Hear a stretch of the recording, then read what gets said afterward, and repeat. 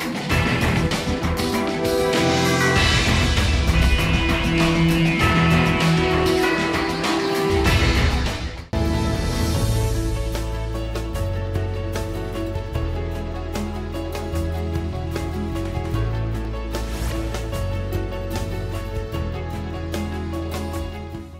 मी संजय आवटे. आवाज महाराष्ट्राचा विशेष कार्यक्रमात तुमचं स्वागत. आज पुन्हा नवी गाज, नवा आवाज. काल एक अतिशय महत्त्वाचा दिवस होता. खरं म्हणजे सर जमशेदभाई जीजीभाई यांची काल जयंती होती आणि त्या जयंतीच्या निमित्तानं मी गेलो होतो जे स्कूल ऑफ अप्लाइड आर्ट्समध्ये. खरं तर जे स्कूलविषयी सगळ्यांनाच माहिती असते किंवा एका अर्थानं लेगसी, वारसा अशा अंगानं या स्कूलकडे बघितलं जातं. जवळपास 150-200 वर्षांपूर्वी जेव्हा जे स्कूल स्थापन झालं तेव्हा जमशेदभाई जीजीभाई किंवा या सगळ्या लोकांच्या मनामध्ये काय विचार असेल. म्हणजे आजही कला हा आपल्याकडे प्राधान्याचा मुद्दा नाही आहे. आजही कलेचं महत्त्व काय याच्या अनुषंगानं अनेकदा आपल्याकडे शंका असतात. अशा वेळी जे स्कूल स्थापन झालं म्हणजे जे स्कूल भारत सरकारनं ताब्यात घेतलं, आपल्याकडे घेतलं, त्यालाही आता 150 वर्ष पूर्ण होत आहेत याच वर्षी. पण एवढी मोठी परंपरा असणारं, एवढा मोठा वारसा असणारं हे महाविद्यालय. पूर्वी जे स्कूल ही एकच गोष्ट होती. नंतर मात्र त्याच्यामध्ये आणखी काही भाग झाले. जे स्कूल ऑफ आर्ट्स वेगळं झालं, जे स्कूल ऑफ अप्लाइड आर्ट्स वेगळं झालं, जे स्कूल ऑफ आर्किटेक्चर वेगळं झालं. पण या सगळ्याच्या मुळाशी मूलतः एकूण कलाविषयक दृष्टिकोन हा अत्यंत महत्त्वाचा मुद्दा आहे. आणि कला ही कलेसाठी असते अशा प्रकारची भूमिका त्या काळातल्या कुठल्याच कलावंतांकडं किंवा विचारवंतांकडं अजिबात नव्हती. म्हणजे जेव्हा जे स्कूल ऑफ आर्ट्स स्थापन झालं तेव्हा सुरुवातीला त्याचं नाव जे school of arts and industries असं होतं. याचं कारण असं आहे की मुळामध्ये कला ही केवळ कलावंतांसाठी नाही आहे. कला ही तेवढीच उद्योजकांसाठी आहे, कला ही तेवढीच प्रगतीसाठी आहे, कला ही तेवढीच विकासासाठी आहे. आणि त्यामुळे कलेच्या अनुषंगानं एक वेगळी भूमिका मांडणारं अशा प्रकारचं हे अतिशय महत्त्वाचं महाविद्यालय आहे. जे स्कूल ऑफ अप्लाइड आर्ट्सच्या प्रांगणामध्ये मी इथे आत्ता उभा आहे आणि सगळे विद्यार्थी आहेत इथे. अधिष्ठाता आता नुकतेच झालेले डॉक्टर संतोष क्षीरसागर हे पण इथं आहेत. खरं म्हणजे डॉक्टर संतोष क्षीरसागर हे माझे जुने मित्र आणि उपयोजित कलेच्या क्षेत्रातलं अतिशय महत्त्वाचं मोठं नाव आहे डॉक्टर संतोष क्षीरसागर. ते जेव्हा झाले अधिष्ठाता तेव्हा मी त्यांचं अभिनंदन केलं आणि नंतर मी म्हटलं की तुमच्याकडे मी कधीतरी येईन. आणि आज योगायोग असा की जीजीभाईंच्या जयंतीच्या निमित्तानं मला या महाविद्यालयामध्ये यावं लागलं आणि त्यामुळे त्यांच्याशी मला बोलता येतं आहे. खरं तर उपयोजित कला हा आणखी एक वेगळा प्रकार आहे. तो काय आहे तो जरा समजून घेतला पाहिजे. डॉक्टर संतोष क्षीरसागर, सर्वप्रथम तुमचं अतिशय मनापासून अभिनंदन. एवढ्या अतिशय महत्त्वाच्या, प्रख्यात, प्रतिथयश वारसा असणाऱ्या अशा महाविद्यालयाचे अधिष्ठाता म्हणून तुम्ही विराजमान होता आहात, ही फार मोठी गोष्ट आहे. जबाबदारी पण तेवढीच मोठी आहे. सुरुवात आपण अशी करूया. मुळामध्ये याचं नाव आहे जे school of applied arts. Applied science आहे, उपयोजित विज्ञान आहे. कलेचं उपयोजित काय? कारण असा एक आपल्याकडे प्रवाह आहे की कला ही फक्त कलेसाठी असते, कला ही आनंदासाठी असते, कला स्वांत सुख आहे. तर अशावेळी उपयोजित कला म्हणजे जरा दुय्यम कला आहे असं वाटतं का?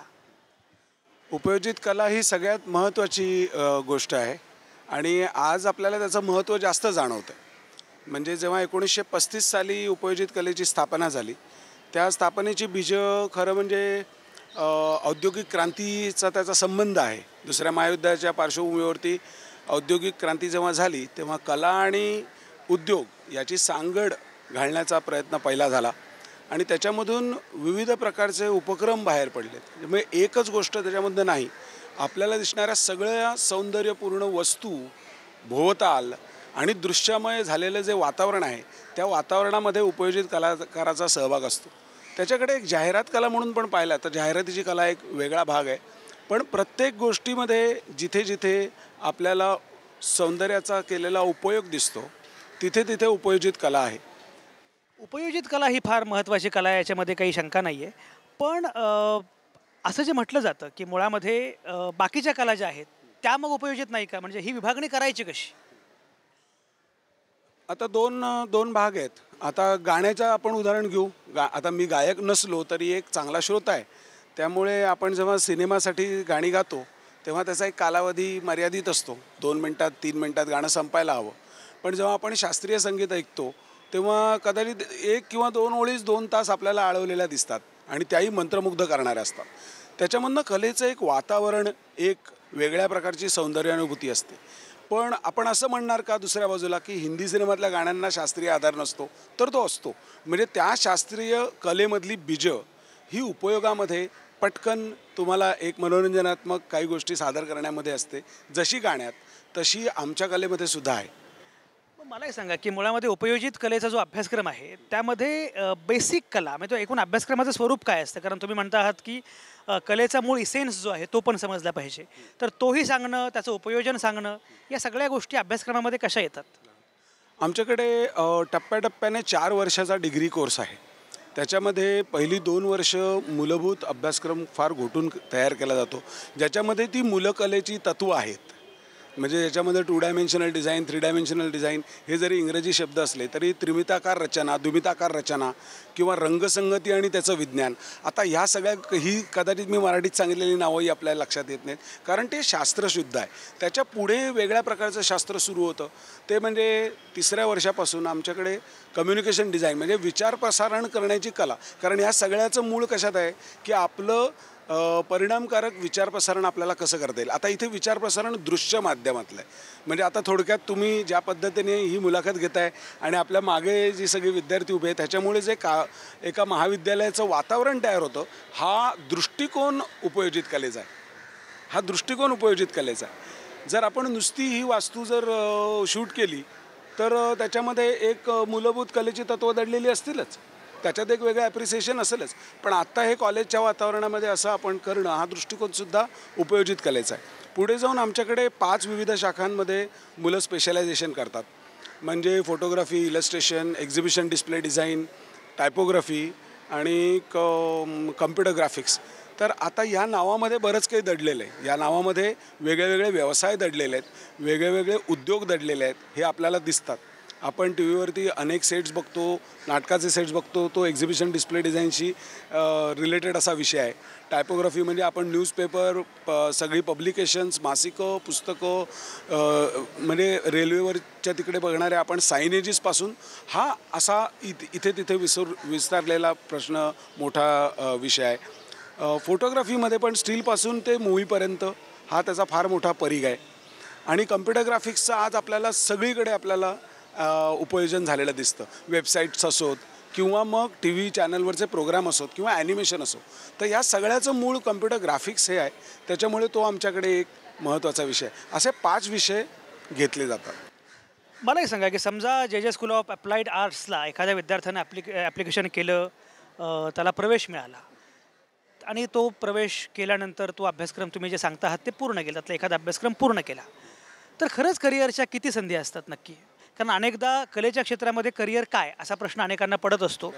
म्हणजे तुम्ही त्या चर्चेला एकदा आला होता आपल्याकडे आवाज महाराष्ट्राचा मध्येच, की 10वी-12वीमध्ये ज्या मुलांची कल चाचणी झाली त्या कल चाचणीचा अहवाल असा होता की बहुतेक मुलांचा ओढा कलेकडे आहे, पण ओढा कलेकडे असूनसुद्धा त्यांचं ॲडमिशन मात्र कलेकडे होत नाही. याचं कारण काय? तर ते जेव्हा शोधण्याचा आम्ही प्रयत्न केला तेव्हा कलेमध्ये जाऊन करायचं काय? त्यामुळे जरी माझा कल कलेकडे असला तरीसुद्धा मी जातो आय टीकडे किंवा आणखी कम्प्युटरकडे किंवा MBA करतो. याचं कारण कलेच्या क्षेत्रामध्ये करिअर नाही. कलेच्या क्षेत्रामध्ये करिअर नाही हे विधान किती खरं आहे? कलेच्या क्षेत्रामध्ये करिअर नाही कारण कदाचित आपल्या समाजाला अजून ते करिअर पूर्णपणे माहीत नाही. आणि जे काय माहिती झालेलं आहे ते आपल्याला आत्ता सुरुवात होते आहे. आणि तशाच पद्धतीची माध्यमांमध्ये पण त्यांना आता वाव मिळणं, पुन्हा अर्थकारणही बदल झालेला आहे. त्याच्यामुळे आता ते अजून भरभराटीस आलेलं आहे आणि ते ह्याच्यापुढे अजून वाढेल. ते आता कमी होण्याचं नाही, कारण नुकतीच सुरुवात झालेली आहे. कारण आज आपण बघतो 1000 TV चॅनल आहेत किंवा अनेक वेबसाईट्स आहेत किंवा आज जवळजवळ 3 ते 4 कोटी मोबाईल भारतभर आहेत आणि त्याचं प्रमाण वाढतं आहे. त्यामुळे मोबाईलवरचे ॲप्स म्हणा किंवा वेबसाईट्स म्हणा किंवा ही सगळी जी इंडस्ट्री आहे ही वेगवेगळ्या प्रकारे विभागलेली इंडस्ट्री आहे. याच्यामध्ये नाटकाची, सिनेमाची, सेट डिझाईनची, पुन्हा त्याच्यातली ज्या गोष्टी आहेत त्यासुद्धा आपल्या कलेचा भाग आहे. त्यामुळे एक इंडस्ट्रीशी फक्त ते रिलेटेड नाही. ज्या मी 5 वेगळ्या विभाग सांगितले त्या प्रत्येक विभागाला काही ना काहीतरी उद्योग आहे. आणि म्हणजे पब्लिकेशन संस्था झाल्या, मग जिथे मासिकांपासून न्यूजपेपरपर्यंत सगळं झालं. TV चॅनल ही एक इंडस्ट्री आहे. आजपर्यंत अप्लाइड आर्ट फक्त जाहिरात कला या दृष्टीने पाहिली जात होती, मात्र आता ती जास्त फोफावली आहे आणि आता उलटी त्याची इंडस्ट्री खूप वाढली आहे. मुलांना ती माहिती आहे, पालकांना ती तितकीशी नाही माहिती आणि त्यामुळे आपल्यात एक दरी तयार होते. म्हणजे त्यांच्या आणि पालकांच्या विचारसरणीत दरी होण्याचं कारण की मुलं आज आपण बघतो की नवनवीन तंत्रज्ञान शिकून त्याच्याबद्दल माहिती मिळवतात. जग कुठे चाललं आहे ते त्या तंत्रज्ञानामुळे त्यांना आधी समजतं, पालकांना उशिरा समजतं. आणि जग म्हणजे काय अमेरिका नव्हे, मुंबईसुद्धा आपल्याला पूर्ण माहीत नसते, आपल्याला भारतात काय चाललं आहे माहीत नसतं. ते या नव्या पिढीला बरीच माहितीचा स्रोत वाढल्यामुळे माहिती होतं आणि त्यामुळे आपल्याला पालकांना म्हणजे माझ्या पिढीतल्यासुद्धा कळत नाही की नक्की ह्याला व्यवसायाच्या संधी किती आहेत. आज आमची मुलं जी आहेत ती आज उद्योगामध्ये फार वरच्या पदावर आहेत केवळ असं नाही, तर त्यांचे स्वतः कंपन्यांचे मालक आहेत, ज्यांचे 5-5 कोटीचे उद्योगाचे टर्नओव्हर्स आहेत वर्षाचे असे आहेत. आणि अजून ते ही तर म्हणेन मी सुरुवात झाली आहे. कारण परदेशातला जो इतिहास असतो त्याच्या कुठेतरी पावलावर पाऊल आपलंही पडत असतं आणि तिकडे हजारो कोटीची ही इंडस्ट्री आहे. ही इंडस्ट्री आमचे विद्यार्थी त्याच्यामध्ये सहभागी असतातच, परदेशातही असतात. आता देशातही अशी ती इंडस्ट्री तयार करतील असा मला विश्वास वाटतो. आणि खरं आहे आता आपण जर अलीकडे बघितलं की स्टार्टअप इंडिया याच्यामध्ये स्टार्टअप्समध्ये मला असं वाटतं की उलटपक्षी ॲप्लाइड आर्टच्या लोकांना जास्त संधी आहे. कारण मुळामध्ये इनोव्हेशन्स किंवा काय हाच त्याच्यामध्ये जास्त भाग असल्यामुळे. एक मला सांगा की बेसिकली कॅलिग्राफी हा तुमचा मुळातला विषय आहे आणि कॅलिग्राफीमध्ये तुम्ही फारच मोठं नाव केलेलं आहे. सुलेखनासारखी, कॅलिग्राफीसारखी, अक्षरलेखनासारखी जी कला आहे, अशा ज्या उपयोजित कला आहेत त्या उपयोजित कलांचं बेसिकली अधिष्ठान नक्की असतं तरी काय? सुलेखन कलेची जी आपल्याला माहिती असलेली आत्तापर्यंतच्या ज्या गोष्टी आहेत त्या म्हणजे लग्नपत्रिका, भेटकार्डं, ह्या पलीकडे आपल्याला विशेष माहिती नाही. पण सुलेखनामुळे अक्षराबद्दलची एक सौंदर्यदृष्टी तयार होणं, संवेदनशीलता तयार होणं आणि त्याची मुद्राक्षरांसाठी उपयोग होणं. जर मी असं म्हटलं की स्टीव्ह जॉब्सचा मॅकॅन्टॉश, ॲपल मॅकॅन्टॉश एवढा त्याची भरमसाठ विक्री व्हायला कारण सुलेखन आहे, हे स्टीव्ह जॉब्स म्हणतो, मी नव्हे. तर त्याच्यामध्ये आपल्याला त्यांनी म्हटल्यामुळे तरी आपल्याला लक्षात येईल की अक्षराच्या आकाराबद्दलची संवेदनशीलता कुठे घेऊन जाते. तुम्ही संवेदनशीलता आणि सौंदर्यदृष्टी असे दोन फार महत्त्वाचे मुद्दे मांडलेत. एक मला सांगा, मी मागे आपण या विषयावर बोललो होतो एकदा की आपल्याकडे प्रगती आणि सौंदर्य या काहीतरी भिन्न कल्पना आहेत असा समज झालेला आहे. म्हणजे आता ही इमारत इतकी छान आहे, म्हणजे मला कमाल वाटते की या इमारतीचे तपशील जे लोक बघतील, एवढी जुनी इमारत असेल किंवा अगदी CST स्टेशन असेल, या सगळ्या ज्या इमारती आहेत या इमारतींमध्ये जे एक छान सगळं कलात्मकता आहे. आता मात्र आपल्याकडे पूल बांधायचा आहे, इमारती बांधायची आहे, याच्यामध्ये सौंदर्याची काही गरजच नाही आहे किंवा उद्योगांमध्ये किंवा याच्यामध्ये सौंदर्याची गरजच नाही आहे. सौंदर्य, कलात्मकता आणि उद्यमशीलता याच्यामधलं द्वैत हा जर आपला मोठा प्रश्न असेल तर त्याच्या अनुषंगानं तुमच्या संस्थेनं खरं म्हणजे या अनुषंगानं पुढाकार घेतला पाहिजे असं वाटतं का? हो, निश्चितच वाटतं. पण मी जसं म्हटलं तसं की पालकांनी याचं वाईट वाटून घेऊ नये की पिढीला पुढच्या जास्त माहिती आहे, आपल्याला कमी माहिती आहे. जसे आपण आपल्या मुलाचे पालक असतो तसे देशातल्या उद्योगाचे पालक उद्योगजन असतात किंवा उद्योगपती असतात. त्यांनासुद्धा या गोष्टीबद्दल माहिती असणं फार गरजेचं आहे. जेव्हा त्यांना ह्याच्याबद्दल महत्त्व पटेल, हे जे सगळे अर्धवय आहेत, उद्योगाचे उद्योगजन जे आहेत, त्यांना ह्याचं जेव्हा महत्त्व पटेल तेव्हा आपल्याकडच्या पिढीला काय त्याचा उपयोग होतो. आणि या दोघांनाही जिंकून देणारी अशी विन विन सिच्युएशन ज्याला म्हणतात तशी. नाहीतर स्टीव्ह जॉब्सनी हे उदाहरण दिलं नसतं. त्याचा जो विक्रीचा आकडा आहे तो पण भरमसाठ आहे आणि त्याच वेळेस तो सुलेखनाला महत्त्व देतो. याचा अर्थच ते त्याच्या विक्रीमध्ये सगळ्यात महत्त्वाचा वाटा उचलतं. अगदी खरं आहे. स्टीव्ह जॉब्स असतील, मार्क झुकेरबर्ग असेल किंवा रतन टाटा असतील, ही सगळी मंडळी कलात्मकतेच्या अनुषंगानं सातत्यानं बोलत असतात, त्याविषयी मांडणी करत असतात.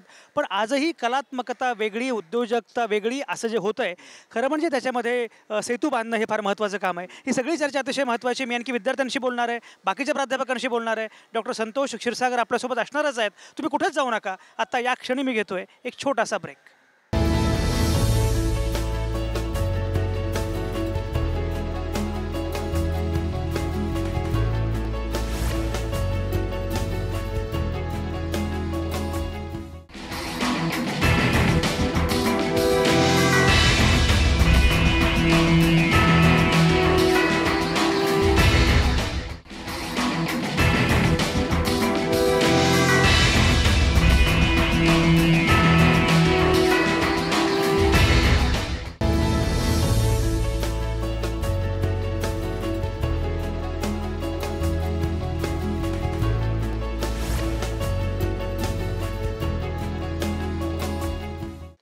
तुमचं पुन्हा एकदा स्वागत. मी आहे जे स्कूल ऑफ अप्लाइड आर्ट्समध्ये आणि सगळे विद्यार्थी, प्राध्यापक, अधिष्ठाता यांच्याशी बोलतो आहे की काय नक्की उपयोजित कला काय असते, कलेचा उद्योजकतेचा संबंध नक्की काय असतो, या सगळ्या अंगाने आपण बोलतो आहोत. आणि सगळ्यात महत्त्वाचं निमित्त जे आहे ते काल जमशेदभाई जिजीभाई यांची जयंती होती, त्यामुळं हे एक फार महत्त्वाचं निमित्त आहे. या निमित्ताने ही सगळी चर्चा आपण करत होतो. मगाशी डॉक्टर संतोष क्षीरसागरसुद्धा आपल्यासोबत आहेत. जिजीभाईंची ही कितवी जयंती आहे? ही 133वी, म्हणजे हा 233 233 हा त्यांचा वाढदिवस आहे. आजचा दिवस हा त्यांचा वाढदिवस आहे. बरोबर, जयंती, जन्मदिन. जन्मदिन. बरं, मला एक सांगा, मुळामध्ये त्या काळामध्ये म्हणजे जवळपास 170-80 वर्ष झाली, त्या कालावधीमध्ये या प्रकारची संस्था स्थापन करावी असं त्यांना का वाटलं असेल? कारण त्याचं काही त्यांची मांडणी भूमिका असेल. तर तुम्ही स्वतः या संस्थेच्या एकूण इतिहासाकडं कसं बघता? खरं म्हणजे फार चमत्कारिक वाटावं त्या काळाच्या दृष्टीने विचार करता असंच जिजीबाईंचं वागणं होतं. कारण 1847 साली जे स्कूल ऑफ आर्टची स्थापना त्यांनी केली. जेव्हा झाशीची राणी स्वतंत्र लढ्यामध्ये जिनी सुरुवात केली 1847ला, त्यावेळेस मुंबईमध्ये जमशेदजी जिजीबाईंनी हे केलं. तर त्याच्यामागे त्यांची कल्पना काय असावी, हे फार दोन्ही परस्पर विरोधी गोष्टी आहेत. की जेव्हा स्वातंत्र्यासाठी लढा देणारे एका बाजूला चळवळ सुरू होती, त्यावेळेस कलेचं हे स्थापन करण्यामध्ये काय उद्देश होता. पण मला असं वाटतं तेव्हापासून मुंबईत भारतातल्या किंवा आशियातल्या आधुनिक कलेची बीजं रोवायचं काम आणि कलेच्या स्वातंत्र्याची बीजं रोवण्याचं काम जिजीबाईंनी केलं. आज खरोखरच ते एक प्रकारे आपल्या देशातल्या कला स्वातंत्र्याचं एक प्रतीक म्हणून बनून राहिलेलं आहे. कारण ते त्या काळापासून चालत आलेलं आहे. त्या काळामध्ये त्यांनी ब्रिटिश इंजिनियर नेमून ती बिल्डिंग बनवून घेतली, पण त्याच वेळेला शिल्पकलेच्या विद्यार्थ्यांनी त्याच्यात कामं केली, सहभागी झाले. VT स्टेशनची जी आपल्याला CSTची जी इमारत दिसते, त्याच्यातली जी सगळी अलंकरण आहे ते सगळं आपल्या शिल्पकलेच्या विद्यार्थ्यांनी त्यावेळेच्या केलेलं आहे. त्यामुळे हा जो काय वारसा जिजीबाईंनी घालून दिला तो फार महान आहे. आणि जवळजवळ अशी 300 एकर जमीन मुंबईतली त्यांनी लोकहितार्थ दिलेली आहे. आणि माझं तेच म्हणणं आहे की आत्ताच्या उद्योगपतींना अशी दृष्टी आहे का?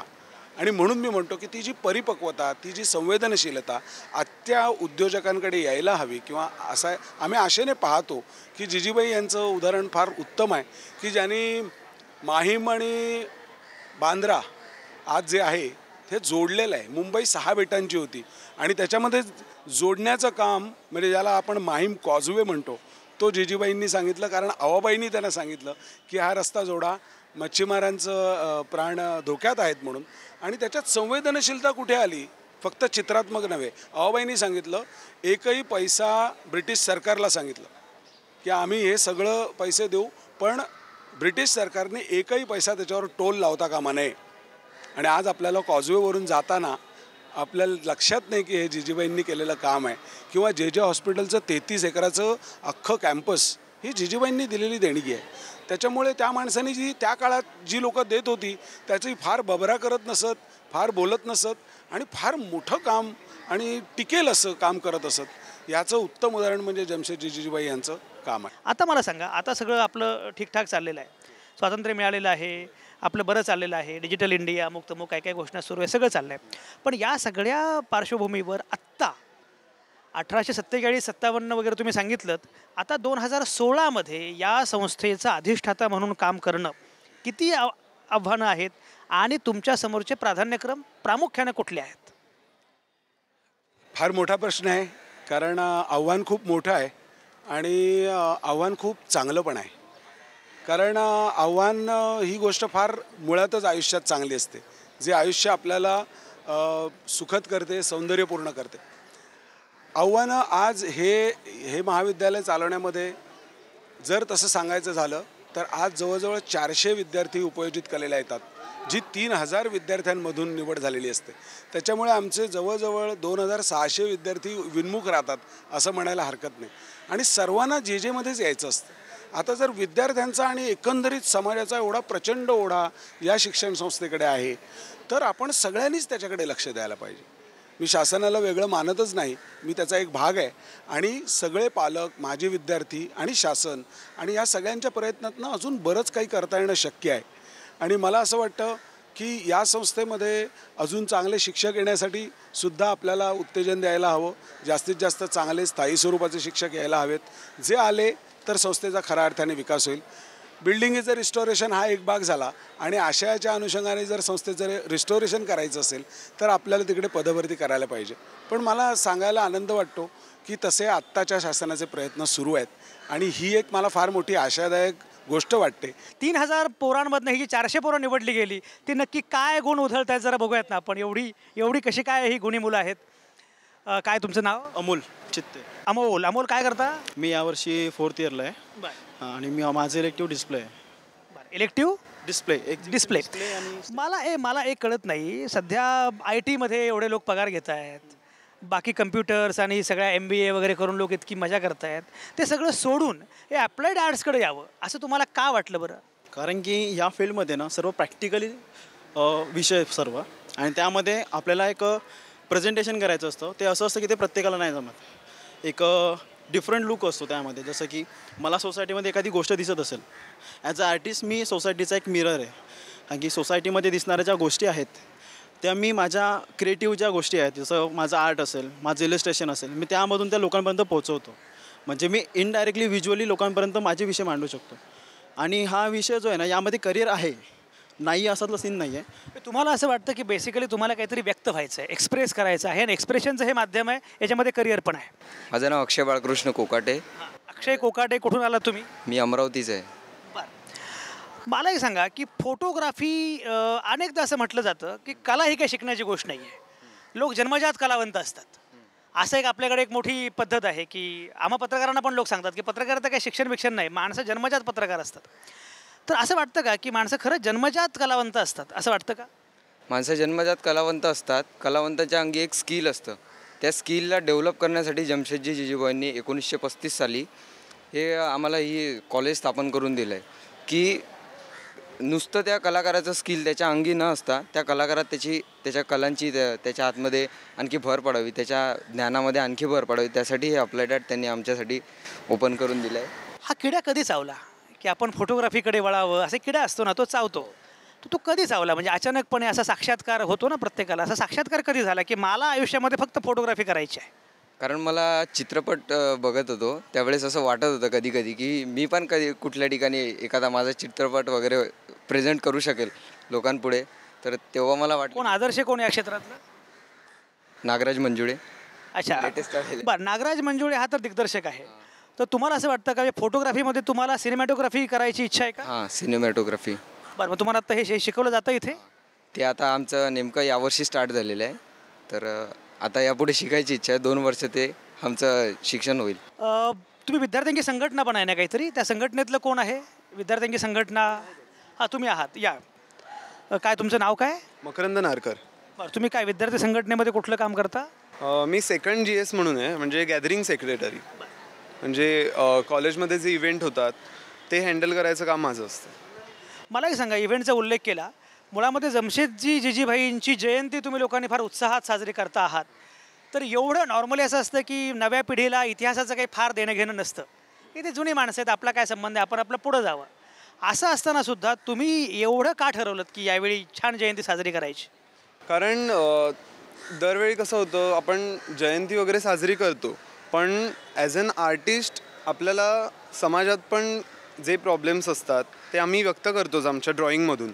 पण नुसतं ड्रॉइंगमधून व्यक्त करण्यापेक्षा आम्ही ठरवलं यावर्षी की आम्ही एखादा असा कार्यक्रम करायला पाहिजे ज्याच्या थ्रू आम्हाला जमशेदजी जिजीबाईंनी आमच्यासाठी जे केलं, हे कॉलेज बांधलं, त्यामुळे जे आम्ही आर्टिस्ट आत्ता शिकतोय, भरपूर आमचे पासआउट आहेत, म्हणजे जे मोठे पुढे क्षेत्रामध्ये गेले, तर ते या कॉलेजमुळे असं म्हणू शकतो आपण की जन्माला आले, म्हणजे तयार झाले. सो त्यांनी आमच्यासाठी एवढं केलं. सो आम्ही विचार केला की त्यांच्या जयंतीच्या निमित्ताने आम्ही बाकीच्यांना आमचं आर्ट ॲज अ गिफ्ट करू शकतो, देऊ शकतो. सो आम्ही विचार केला की म्हणजे येत्या शनिवारी, म्हणजे उद्याच्या दिवशी 16 तारखेला आम्ही विचार केला आपल्या कॉलेजच्या आजूबाजूची जी अनाथ आश्रम आहेत त्यातून आम्ही साधारण 8 ते 15 म्हणजे असा थोडा लहान मुलांचा वयोगट त्यांना आम्ही बोलवणार आहोत उद्या. आणि त्यांची अप्रतिम, ही कल्पना फारच भन्नाट आहे. मला एक सांगा, मुळामध्ये 2016मध्ये आपण वावरत आहोत. 2016मध्ये वावरताना जो माणूस 233 वर्षांपूर्वी जन्मला, अशा जमशेदभाई जिजीभाईंचं एकूण कॉन्ट्रीब्युशन तुम्हाला किती महत्त्वाचं वाटतं? इथे सालाचा प्रश्न एवढा इम्पॉर्टंट नाही आहे, कारण त्यांनी तेव्हा जे कॉन्ट्रीब्युशन केलं त्याच्या जोरावरती आम्ही आज इथे शिकू शकतो आहे, किंवा आत्ता आमचं कॉलेज किंवा जे काही आहे ते तेव्हा त्यांनी जे काही कॉन्ट्रीब्युशन केलं म्हणून आहे. सो म्हणजे आमच्या अस्तित्वाइतकं तुमचं महत्त्वाचं क्या बात आहे. माझ्या अस्तित्व इतकं महत्त्वाचं आहे. तुम्ही खरं म्हणजे कवितेमध्ये काहीतरी करायला पाहिजे होतं. कुठलं तुमचं इलेक्टिव्ह काय आहे? माझं इलेक्टिव्ह टायपोग्राफी आहे आणि सध्या आम्ही पासआउट स्टुडंट आहोत. सो मी आणि ही माझी तुझं नाव काय? कांचन गोखले. कांचन गोखले, आता पुढं काय करणार? आता आम्ही सध्या आता कॉलेजबरोबर एक प्रोजेक्ट करतो आहे. सो सध्या तेच चालू आहे. काय तुमचं नाव काय? समृद्धी वराडे. समृद्धी, तुमचं इलेक्टिव्ह काय टायपोग्राफीचं आहे? बरं, मला सांगा, टायपोग्राफी काय गंमत असते? टायपोग्राफी म्हणजे काय शिकवतात? 4 वर्ष टायपोग्राफी शिकायची म्हणजे काय शिकता काय नक्की? खरं तर आमचं 3ऱ्या वर्षात स्पेशलायझेशन सुरू होतं. 3रं आणि 4थं वर्ष आम्ही पूर्णपणे टायपोग्राफी शिकतो. तर टायपोग्राफीमध्ये आम्ही लेटरशी, अक्षरांशी खेळतो. त्याचे वेगवेगळे टाईप आहेत, वेगवेगळे फॉन्ट आहेत. त्यांच्या सायझेसमध्ये चेंजेस होतात. त्यांचे लहान मोठे करून ते आम्ही वेगवेगळे त्याच्यात लेआउट्स करून बघतो. आणि टाईप आम्ही अक्षरांशी खेळतो असं म्हणू शकते मी. अक्षरांशी खेळतात, फोटोग्राफीसोबत खेळतात. हे सगळे जे खेळ आहेत हे सगळेच भन्नाटच आहेत. तुमचं काय नाव? गुरप्रीत कौर. अच्छा, गुरप्रीत कौर. कहाँ से हैं आप? मैं उड़ीसा से हूँ. उड़ीसा से हूँ. मैं उड़ीसा में था. मैं कोरापुट में था और मैं कोरापुट में 10 दिन था. वहाँ कोरापुट में मेरा एक दोस्त है राजेश पाटिल, वो वहाँ कलेक्टर था. और राजेश पाटिल ये मराठी का बहुत बड़ा ऑथर है, लेखक है. तो मैंने ऐसे देखा कि बेसिकली कोरापुट में तो एक आर्ट फेस्टिवल होता है, और वैसे भी देखा जाए तो उड़ीसा में कला का एक अलग सा महत्व है कि जो शायद महाराष्ट्र में भी नहीं है या बाकी राज्यों में नहीं है. ये जो कला की परंपरा है उड़ीसा को, आप कैसे देखते हैं? वहाँ पे बेसिकली ट्राइबल और जो विलेज एरियाज़ में जो आर्ट है, स्पेशली पॉटरी और वहाँ का ट्राइबल आर्ट पट्टचित्र है जो बहुत फेमस है. तो उनका एक अलग ही एक्सपीरियंस है वो करने का, और उनके अलग इम्पॉर्टेंस है अपने कल्चर में, स्पेशली ओरिया कल्चर में. अशी तुम्ही काहीतरी सांगत होता. मला हे सांगा की तुमचं इलेक्टिव्ह आहे डिस्प्ले. काय, व्हॉट इज दॅट डिस्प्ले? काय असतं? बेसिकली डिस्प्ले बघायला गेलो तर खूप काय त्याच्यामध्ये वेगवेगळ्या स्ट्रीम्स जातात. नंतर you can go for art direction. मग त्याच्यानंतर जे विंडो डिस्प्लेज असतात, मग मोठमोठ्या फेस्टिवलसाठी जे विंडो डिस्प्लेज असतात, स्टेज आर्ट क्राफ्ट म्हणजे अवॉर्ड शोज आणि खूप काही जागेवरती जे स्टेज बिल्ड करावे लागतात त्याच्यासाठी जे डिझाईन असतं ते जे पूर्ण उभं करायचं असतं, that is basically comes under display. आणि इंटिरियरसाठी पण नंतर मग एक तुम्हाला चान्स असतो की you can even do that. A display artist basically can be an interior designer, interior decorator, a stage craft artist. Like 3Dमध्ये तुम्ही तुमच्या थॉट्सना व्यक्त करणं शिकता. बरोबर आहे. शेवटी हे सगळं एक्सप्रेशन आहे. काय तुमचं नाव काय? माझं नाव अजित गोंधळी. अजित, बघा, मगाशी गुरप्रीत जे म्हणाले ते फार महत्त्वाचे आहे. ते असं म्हणाले की मुळामध्ये आपलं जे फोक आर्ट आहे किंवा आपली जी परंपरागत कला आहे त्याच्याकडे आपलं अनेकदा दुर्लक्ष होतं. पण त्याला जर एक्सप्लोअर आपण नीट पद्धतीने केलं तर कदाचित खूप वेगळी कलाकृती पुढे येऊ शकते. म्हणजे मगाशी काय तुमचं नाव परत विसरलो मी. हां, मगाशी अक्षय कोकाटेने जो उल्लेख केला नागराज मंजुळेचा, तर नागराज मंजुळेचा सैराट लोकांना आवडला. याचं कारण काय की ती कला लोकांपर्यंत आलीच नव्हती. म्हणजे या प्रकारची नायिका असते की विहिरीत उडी मारणारी वगैरे, हे लोकांना माहीतच नाही ना. लोकांना सिंगापूरमधली नायिका माहिती आहे. तर तुम्हाला असं वाटतं का की कलेचा विचार करताना या पारंपरिक कला ज्या आहेत त्याही तेवढ्याच महत्त्वाच्या ज्या शिकवल्या जाणं आवश्यक आहे? तसंच म्हणायला गेलं तर ते बरोबर आहे, कारण पारंपरिक जे असतं ते रिअल असतं, म्हणजे जे प्युअर असतं. त्याप्रमाणेच असं म्हणजे म्हणायचं असलं तरी मला असं वाटतं की ह्या परंपरेशिवाय आपल्याला काही करू शकतो. आपली संस्कृती आहे, त्या संस्कृतीद्वारा आपण शिकलं पाहिजे. यातून शिकण्यासारखं आहे काहीच खूप. आणि मला वाटते अशी संस्कृती बाहेरची देशातील लोक पण जोपासतात. मला याच्यावर असं म्हणायचं की आपली इंडियामध्ये खूप सारी म्हणजे संस्कृती आहे.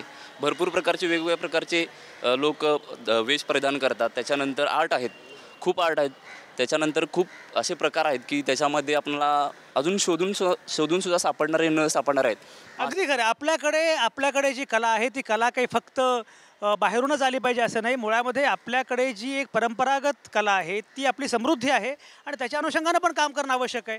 ही सगळी चर्चा फार महत्त्वाची आहे. मी आणखी मुलांशी बोलणार आहे. पुढच्या टप्प्यामध्ये मी असं विचारणार आहे की तुमची सरकारकडनं अपेक्षा काय, तुमची समाजाकडनं अपेक्षा काय, तुमची कॉलेजकडनं अपेक्षा काय आणि एकूण आपला समाज हा कलासक्त व्हावा, कला समृद्ध व्हावा यासाठी आपण कुठे जायला पाहिजे, नक्की आपली कलेच्या अनुषंगानं समज आहे ती वाढवण्यासाठी काय करायला पाहिजे, ही सगळी चर्चा आपण करणार आहोत. तुम्ही कुठेच जाऊ नका. आता या क्षणी मी घेतोय एक छोटासा ब्रेक.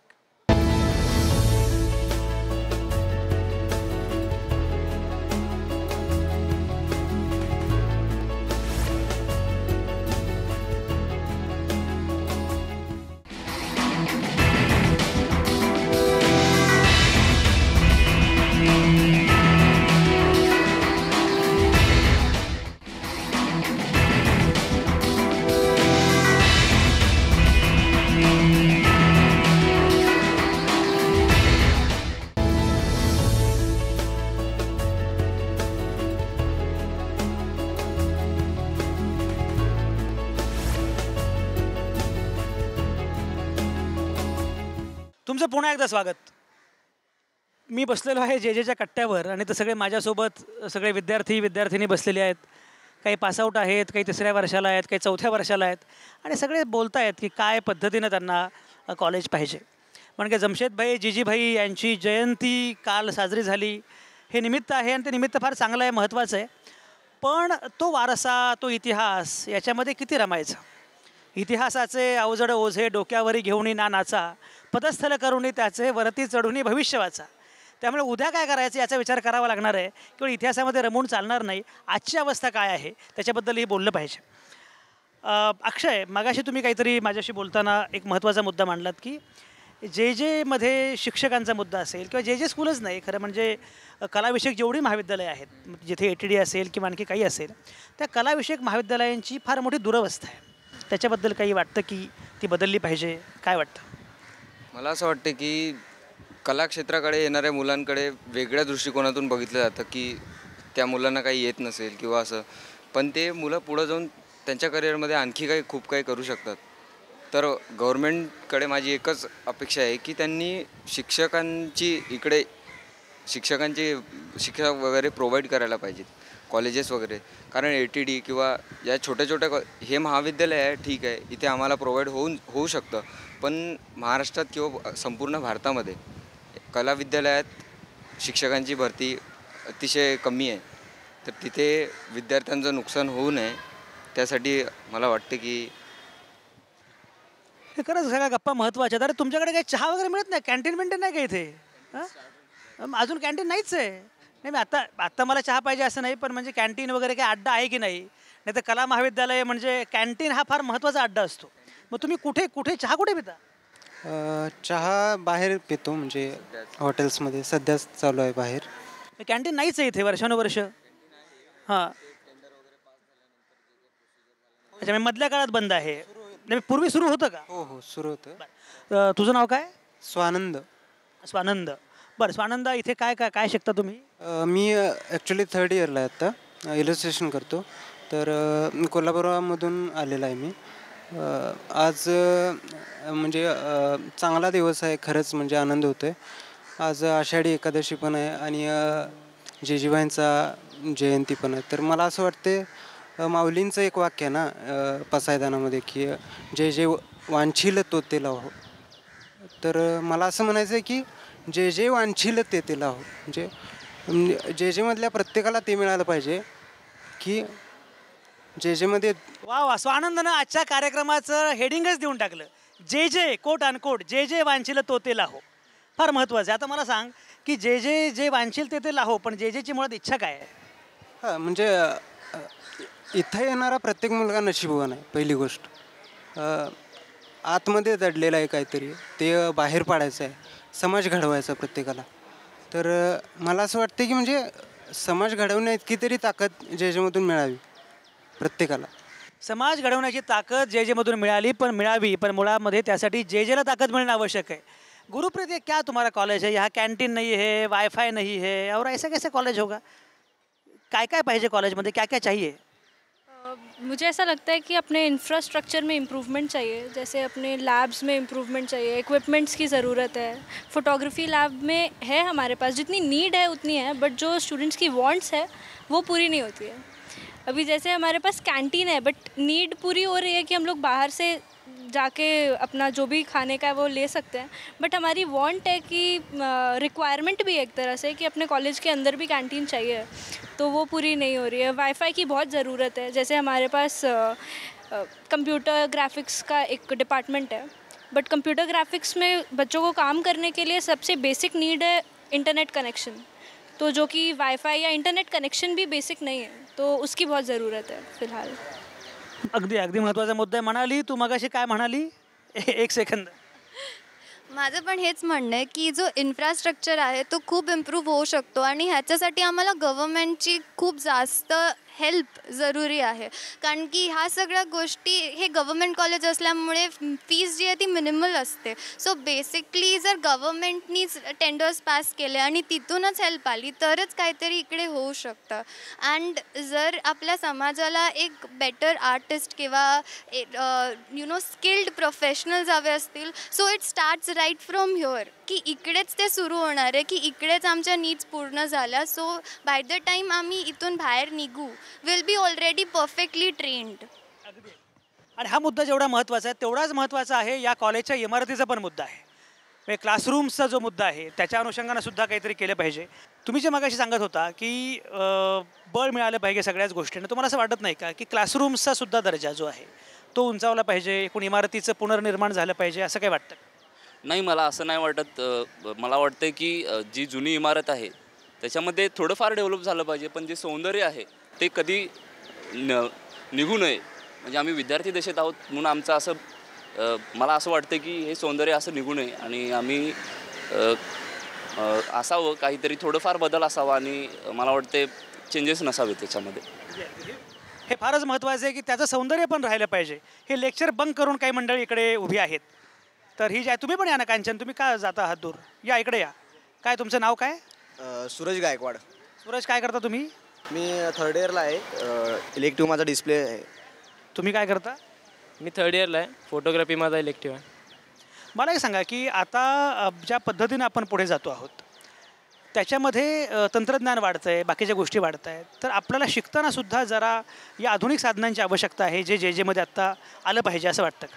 हां, कारण सध्या आता जे जेमध्ये वायफाय नाही आहे, तर वायफायची सुविधा लवकरात लवकर व्हायला पाहिजे. कारण एक कमर्शियल आर्टिस्टला नेटचं गरज खूप असते आणि त्यामुळे कामं खूप हळूरित्या होतात. ते असं नको व्हायला पाहिजे, कारण वायफायची गरज मुलांना वाचते कंटिन्यू की त्यामुळे आपण काम करू शकतो स्पीड. त्याशिवाय आणखी कुठले मुद्दे आहेत? आता कॅम्पसचंच बघितलं तर कॅम्पसमध्ये स्वच्छता पण होते, पण रेग्युलरली अशी नाही होत. कचरापेटी वगैरे कधी कधी शॉर्टेज असतो, कधी तुटतात मुलांकडून वगैरे, पण ते रिप्लेसमेंट नाही होत. हे सगळे मुद्दे तेवढेच महत्त्वाचे आहेत. आणि मगाशी मला वाटतं हे विद्यार्थी युनियनचे आपले मित्र काही सांगत होते. तुम्ही काय सेकंड GS आहात. मला हे सांगा की तुम्ही बेसिकली इव्हेंट्सची जबाबदारी तुमच्यावर असते. कुठल्या स्वरूपाचे इव्हेंट्स प्रामुख्यानं इथं होतात सातत्यानं? आमच्याकडे ओकेजनल इव्हेंट्स होतातच. म्हणजे दिवाळी साजरा करतो आम्ही, गरबा साजरा करतो, दांडिया वगैरे, आम्ही डान्स वगैरे पण करतो सगळ्या मुलांना एकत्र आणून. तसंच आमच्याकडे इयरच्या लास्टला ॲन्युअल असतं, ॲन्युअल एक्झिबिशन. म्हणजे त्याच्यामध्ये एक्झिबिशनमध्ये सगळं आमचं ओव्हरऑल इयरचं वर्क आम्ही प्रेझेंट करतो आणि गॅदरिंग पण होतं. त्याच्यात आम्ही डान्स वगैरे करतो. मग हा फर्स्ट आमचा इव्हेंट होता. याने वर्षाची स्टार्टिंग झाली जयंतीने. तसंच आम्ही ओव्हरऑल इव्हेंट पूर्ण वर्षभरात राबवतो. एक मला सांगा, साधारणपणे या क्षेत्रामध्ये यावं किंवा याच्याकडे ॲडमिशन घ्यावं असं साधारणपणे कुठल्या मुलांना वाटतं? तुम्ही जर बघितलं की या कॉलेजमध्ये येणाऱ्या विद्यार्थ्यांचं एकूण बॅकग्राऊंड कसं असतं? कॉलेजमध्ये येणाऱ्या मुलांचं एकूण बॅकग्राऊंड म्हणजे बऱ्याचदा भांडून यावं लागतं घरून की नाही मला याच्यातच करिअर करायचं आहे. म्हणजे मुळात ड्रॉइंगची आवड आहे म्हणून येणारे खूप असतात. मग इथे आल्यावर त्यांना इंट्रोड्यूस होते, अरे ड्रॉइंगमध्ये हे ते, म्हणजे बऱ्याच वेगवेगळ्या क्षेत्रांची ओळख होत जाते, नवीन दरवाजे उघडले जातात आणि मग कळतं अरे हे खूप छान आहे. आर्टिस्ट असणं हे मुळात खूप इन्स्पायरिंग आहे, खूप मस्त आहे. म्हणजे आर्टिस्टचं एक आयुष्यच वेगळं आहे, ते इथे जगायला मिळतं. मला जरा सांगाल का की तुमच्या कॉलेजमध्ये शिकून गेलेले जे विद्यार्थी आहेत, म्हणजे जे स्कूल ऑफ अप्लाइड आर्ट्सचे, बाकी एकूण जे स्कूल ऑफ आर्ट्सचे आणि याचे बरेच आयकॉन्स आहेत हे बरोबर आहे, पण अलीकडच्या कालावधीमध्ये इथे शिकले आणि प्रोफेशनली खूप सक्सेसफुल पुढे काही केलं असं मला कोण सांगेल की ज्यांनी खूप यश मिळवलं? आणि अशी काही नावं आहेत, आता आकांक्षा सांगते त्यानंतर तुम्हाला सांगायचं आहे की या कॉलेजमध्ये शिकून गेले आणि खूप चांगलं करिअर केलं, अशी काही नावं मला सांगा. रवी जाधव आहेत, गीतांजली राव आहेत, ज्या खूप फेमस ॲनिमेटर आहेत आणि त्यांना खूप सारे अवॉर्ड्स मिळाले आहेत. आणि नाना पाटेकर आहेत. नाना पाटेकर याच कॉलेजचे, जे स्कूल ऑफ अप्लाइड आर्ट्सचे. अच्छा, बघा, नाना पाटेकर याच कॉलेजचे आणि नाना पाटेकरांच्या विधानावरच काल आपण चर्चा केली आवाजमध्ये. त्यामुळे नाना पाटेकर आत्ता किती मोठं नाव आहे, जे या संस्थेमध्ये, जे याच कॉलेजमध्ये शिकले, कि ये यहाँ की डिग्री पूरी करके आप क्या करने की सोच रही है? मैंने ऐसे अभी तक डिसाइड किया है कि मैं सीड एग्ज़ाम जो होता है हमारा IDC सेक्टर में, IIT IDC में. क्या सीड एग्ज़ाम क्या होता है वो? Common entrance examination for design. तो वो IIT का डिपार्टमेंट है, IDC. तो वो क्रैक करने का है, मेरा इंटरेस्ट है कि मैं उसको क्रैक करके वहाँ पे विजुअल कम्युनिकेशंस में MFA करूँ, मास्टर्स करूँ. तो मास्टर्स करोगी, बैचलर किया, अब मास्टर्स करोगी, मास्टर्स के बाद क्या करोगी? PhD करूँगी. PhD करोगी. अरे यार, यहाँ ये सीखने के लिए बहुत कुछ है. सीखने के बाद अप्लाइड है ना ये, तो एप्लीकेशन क्या करोगी? एप्लीकेशन मैं चाहती हूँ कि अपने जितने भी इंडिक स्क्रिप्ट्स हैं वो जैसे वैनिश होते जा रहे हैं, हम लोग उनमें से या तो काफ़ी पार्ट्स को डिक्लाइन करते जा रहे हैं, कुछ अच्छी चीज़ें इंक्लूड नहीं कर रहे हैं, उल्टा उनको और डिग्रेड कर रहे हैं. तो उसको और पॉपुलर बनाना, जैसे अभी हिंदी जितने भी अपने प्रोडक्ट्स वगैरह है, हम लोग देवनागरी में कोई भी लोगो देवनागरी में नहीं बनते, सब रोमन में बनते हैं. बट बीइंग इन इंडिया हमारी भी नीड है कि हम लोग Coca Cola, we buy Coca Cola, but India एक ऐसी कंट्री है जिसमें कि variety and huge number of scripts है हमारे पास. तो अगर एवरी स्टेट अपनी जो रीजनल लैंग्वेज है उसमें वो लोगोज बनाए तो टाइपोग्राफर्स के लिए भी स्कोप है. जिम में क्या हो सकता है? म्यूजियम में ये जॉब हो सकता है कि हमारे पास जो पुराने स्क्रिप्ट वगैरह है और जितने इंडस वैली के जो स्क्रिप्ट्स है उनको डिकोड करना की वो क्या एक्सप्रेस करना चाहते थे उस समय. तो उनको अप्लाइड आर्ट्सच्या हे एवढ्या सगळ्या शाखा आहेत, एवढ्या सगळ्या वाटा आहेत, कारण आपल्याला अनेकदा अप्लाइड आर्ट्स म्हटलं की केवळ जाहिरात किंवा असं काहीतरी वाटतं. हा एक गुणी विद्यार्थी आता दिसतोय इथे. काय नाव तुमचं? आशिष नोटकर. मी कलेविषयी काय सांगणार आहोत. कलेविषयी काय सांगणार आहोत. नाही आशिष, तुम्ही काय शिकता इथे? मी इथे 3rd इयर BFAला अप्लाइड आर्टला डिस्प्लेला. काय तुम्हाला बोलायचं आहे? मला म्हणायचं आहे की बा कलाकार जो असतो हा त्याच्या कलानुसार म्हणजे स्वतःच तो ठरवत असतो. म्हणजे म्हण आहे की बा मूर्तीचे सौंदर्य हे मूर्तीलाच ठाऊक नसते, तिने बोलायचं नसते आपल्या सौंदर्याची गाथा, आपल्यावर प्रेम करणाऱ्या वेळा कलाकाराच्या डोळ्यात पाहायचं असते, म्हणजेच सौंदर्य. आता कुठला पण कलाकार जर मूर्ती जर करत असेल तर तो आपल्या वर्णानुसार त्या मूर्तीचं सौंदर्य करेल. तसंच आमचं आहे. आम्ही बऱ्याच लोकांना म्हणजे सोसायटीमध्ये ज्या गोष्टी घडवून इथून नेतो आम्ही तिकडे, म्हणजे त्यांच्या विचारांना पाहून सगळ्या गोष्टी करत असतो. सौंदर्याची दृष्टी सगळीकडे वेगवेगळी असते, हे खरं आहे. पण एक महत्त्वाचा मुद्दा असा आहे की या सगळ्या वाटा वेगवेगळ्या आहेत. मला फक्त एक विचारायचं असं की तुमच्याकडे जे कॉलेजमध्ये त्या इयरला पहिले येतात मुलं, पहिले दुसरे तिसरे येतात, तर ती मार्किंग सिस्टीम काय असते? एक्झाम पॅट तुमच्यापैकी कोणी आलं आहे का पहिल्या 3मध्ये कधी? नहीं, यहाँ आने के बाद आप फर्स्ट ईयर में फर्स्ट आ गई या सेकंड आ गई ऐसा, तो आपका इवैल्यूएशन क्या होता है? एग्जामिनेशन पैटर्न क्या होता है? कोण सांगेल मला की परीक्षा पद्धत काय असते? पेपर्स कसे असतात? एक्झाम पॅटर्न काय असतो? समजा 4 वर्षांची परीक्षा असते, बरोबर? 2 वर्ष नॉर्मल असतात, तिसऱ्या वर्षापासून इलेक्टिव्ह सुरू होतं. Information design, publication design, communication design, त्याच्यामध्ये तुम्हाला त्या ॲड्स वगैरे असतात ना, त्या सगळ्या डिझाईन करायच्या असतात किंवा इन्फॉर्मेशन दिली असेल तर ती डिझाईनमध्ये मांडायची असते. तसं सगळं असतं. आणि मग कंपॅरेटिव्हली स्टडी म्हणजे कंपॅरेटिव्ह ॲनालायझेशन असं म्हणतात त्याला, की कोणाचं जास्त चांगलं आहे त्याप्रमाणे ते लावतात, की जे कोणाचा विचार किती त्या पेपरमध्ये मांडला गेला आहे. प्रॅक्टिकल्सवर जास्त भर असतो, थेअरीचे कमी असतात पेपर. प्रॅक्टिकलवर फार भर असतो कारण अप्लाइड आहे. अक्षय, माझा वेळ संपत आला आहे, पण एक शेवटचा प्रश्न माझा असा आहे की मुळामध्ये आत्ता ठीक आहे, इथे फोटोग्राफर तयार होतात वगैरे, बरोबर आहे, पण बाहेर खूप फोटोग्राफर्स आहेत ज्यांना हे प्रशिक्षण मिळत नाही. तर असं वाटतं का की जे स्कूल ऑफ अप्लाइड आर्ट्सनं या बाहेरच्या लोकांसाठी सुद्धा काही वर्कशॉप्स, काही क्रॅश कोर्सेस किंवा असं काहीतरी, कारण प्रत्येकाला काही ॲडमिशन घेता येणं शक्य नाही आहे, प्रत्येकाला हाच कोर्स करता येईल असं नाही आहे. काही जणांना 40व्या वर्षी वाटतं की अरे माझ्यामध्ये ही क्षमता आहे. तर काही वेगळे कोर्सेस सुरू केले पाहिजेत आणि जेणेकरून जे स्कूल ऑफ अप्लाइड आर्ट्स ही राज्यभरातल्या सगळ्या उपयोजित कलांसाठी एक महत्त्वाची संस्था होईल, असं काही व्हायला पाहिजे असं वाटतं का? ते तर होणारच, पण बेसिकली मुद्दा असा आहे की BFA यासाठी यायला वयोमर्यादा नाही लागत. कारण फाउंडेशन जे असते ते 10वीच्या बेसवर असतात. तिथे पण बरेच लोक बघितलेले आहेत मी, ज्यांचं वय 50पेक्षा पण जास्त असतं, तरी पण ते पण आवड असणं गरजेचं आहे, त्या विषयाची आवड असणं गरजेचं आहे. आणि इलेक्टिव्ह हा 3rd इयरपासूनच मिळतो, त्यामुळे मला तरी वाटते की हा कोर्स त्यांना त्याच पद्धतीने कंप्लीट करायला लागेल. कोणाला कधी हा कोर्स करता येणं शक्य आहे. ही सगळी चर्चा अतिशय महत्त्वाची होती. एक मुद्दा अत्यंत महत्त्वाचा आहे की जे स्कूल ऑफ अप्लाइड आर्ट्स ही अतिशय वेगळी महत्त्वाची मोठी संस्था आहे. बेसिकली जे स्कूल ऑफ आर्ट्स ही मुळातली संस्था, नंतर त्याची सगळी विभागणी झाली आणि आता जे स्कूल ऑफ अप्लाइड आर्ट्सच्या विद्यार्थ्यांशी आपण बोलतो आहोत. उपयोजित कलेचा संबंध हा केवळ कलेशी नाही आहे, तो उद्यमशीलतेशी आहे, तो विकासाशी आहे, तो आर्थिक प्रगतीशी आहे. आणि जेव्हा आत्ताचा कालखंड इनोव्हेटिव्ह कल्पनांसाठी फारच महत्त्वाचा आहे, अशावेळी तर उपयोजित कलांचं महत्त्व फारच वाढतं आहे. पण कलेचं हे महत्त्व ज्या प्रमाणामध्ये कलावंत सांगतायत किंवा ज्या प्रमाणामध्ये आत्ता विचारवंत तत्त्वज्ञ मांडतायत, अर्थकारणी, अर्थशास्त्रज्ञ मांडतायत, त्या प्रमाणामध्ये आपल्या उद्योजकांना, आपल्या सरकारला हे महत्त्व कळतं आहे का? मगाशी डॉक्टर संतोष क्षीरसागरांनी उल्लेख केला की जेव्हा 1857चं स्वातंत्र्ययुद्ध सुरू होतं तेव्हा जमशेदभाई जिजीभाई नावाचा माणूस कलेच्या क्षेत्रातली एक संस्था उभी करत होता. आता तर इतका चांगला कालखंड असताना कलेच्या अनुषंगानं आपण खरंच काही प्रयत्न करतो आहोत का? आपण अपुरे पडतो आहोत का? सरकारला, म्हणजे इथून अगदी काही मिनिटांच्या अंतरावर मंत्रालय आहे, पण इथं बसणाऱ्या मंत्र्यांना, त्या सचिवांना आपल्या शेजारी एक एवढी मोठी संस्था आहे, कलेचं एक इतकं मोठं केंद्र इथं आहे, हे तरी माहिती आहे का?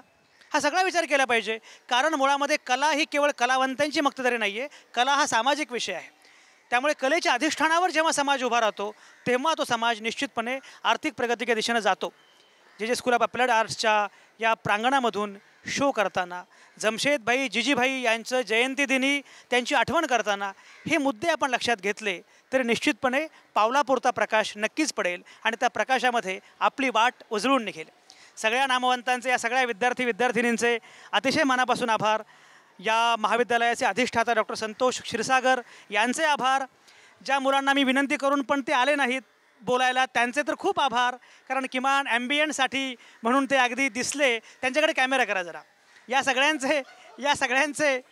सगळ्यांचे अतिशय मनापासून आभार. आज थांबूया इथंच, पुन्हा भेटू येत्या सोमवारी. तुमच्या आतल्या आवाजासह पाहत आणि ऐकत रहा आवाज महाराष्ट्राचा.